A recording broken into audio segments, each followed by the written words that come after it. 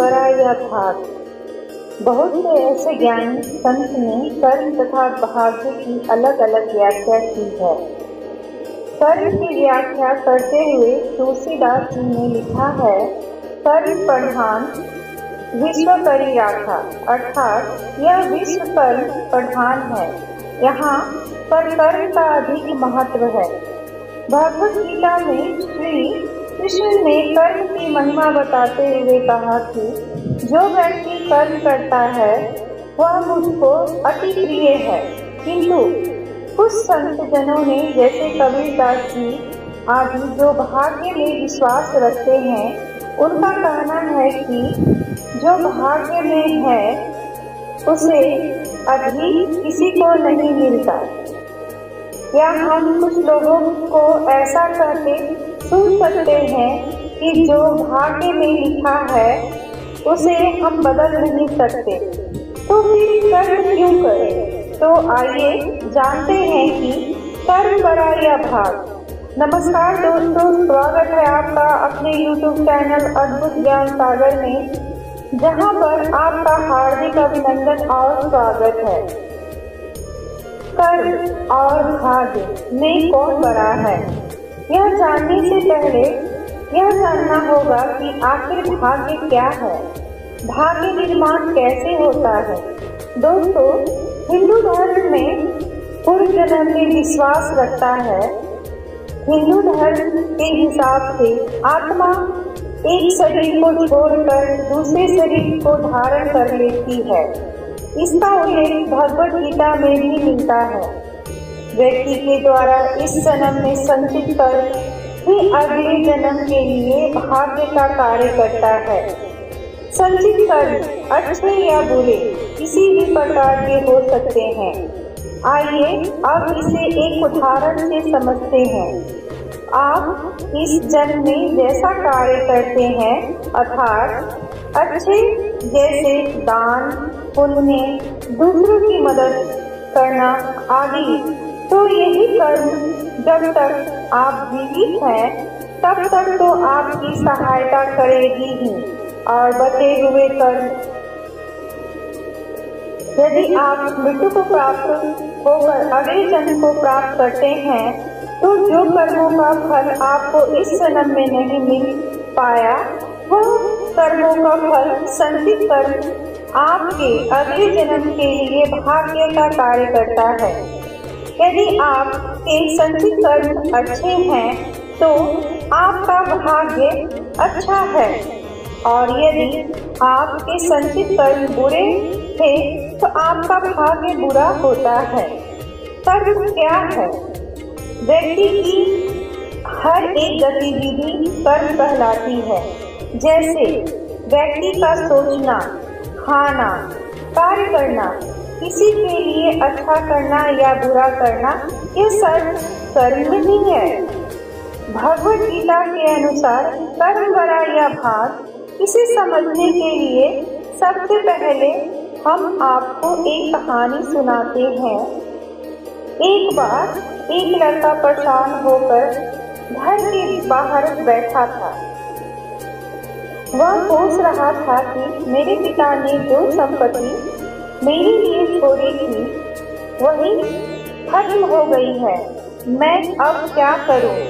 उसी समय उसके पिता का मित्र वहां से गुजरा और उसने समझाने लगा कि भाग्य में जो लिखा है वही होगा।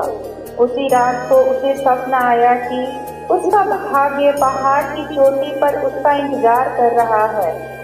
अगले दिन सुबह वह पहाड़ की चोटी की ओर चल पड़ा। जिसका उसे स्वप्न आया था उसका भाग्य वहां उसका इंतजार कर रहा है। पहाड़ की ओर जाते हुए रास्ते में एक जख्मी शेर मिला। शेर ने उससे पूछा कि कहाँ जा रहे हो? उस लड़के ने बताया कि मैं अपने भाग्य से मिलने जा रहा हूँ।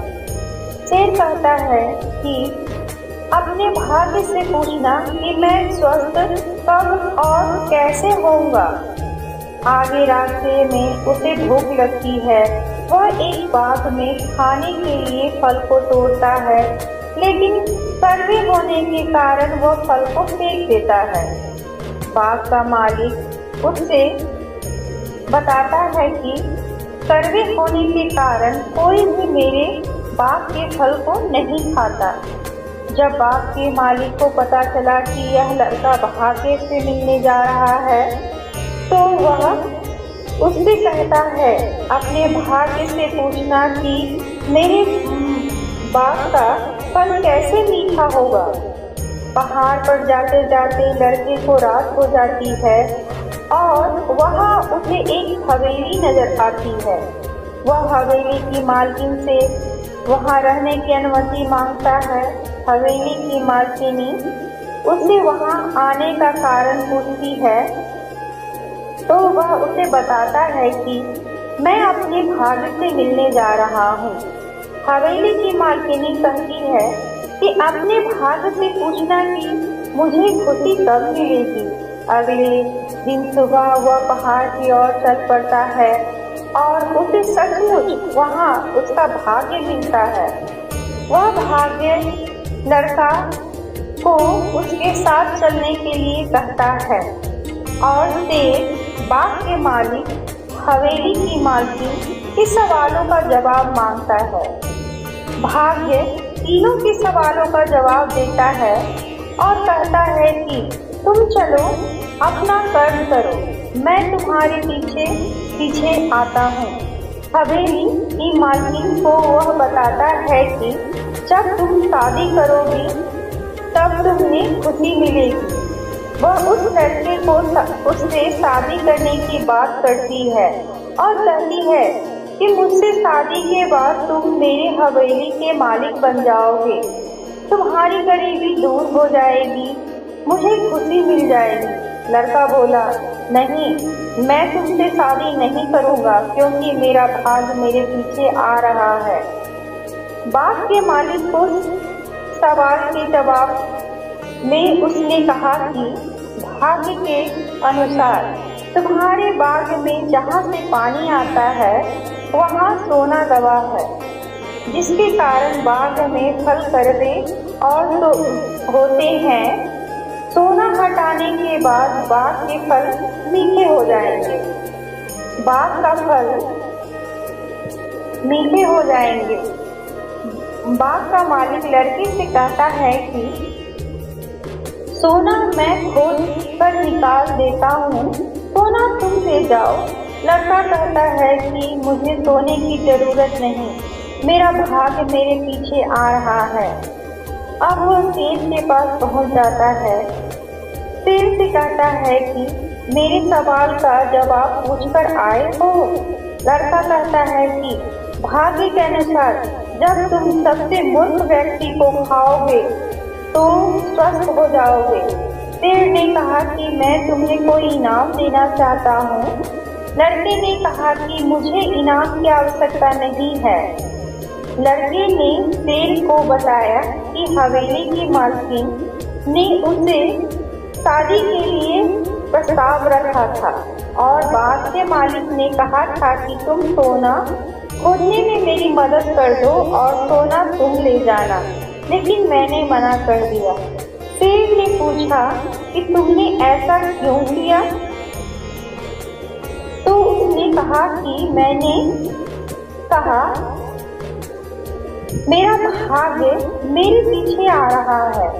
शेर ने न आओ देखा न ताओ देखा, उसी क्षण उसको खा गया। शेर ने कहा कि तुमसे मूर्ख इंसान शायद मुझे कोई नहीं मिलेगा, क्योंकि तुमने भाग्य के इंतजार में गरीब दूर करने की 2 अवसर को खो दिया। अगर तुम दोनों जगह अपना कर्म करते तो तुम्हारा भाग्य तुम्हारे पीछे नहीं तुम्हारे साथ होता। सत्य कहते हैं कि इंसान के भाग्य से बड़ा उसका कर्म होता है जो उसके स्वयं उसके हाथों में होता है। दोस्तों, यह प्रस्तुति आपको पसंद आई हो तो मेरे इस चैनल को सब्सक्राइब कीजिए, लाइक कीजिए और अच्छे से कमेंट कीजिए। धन्यवाद।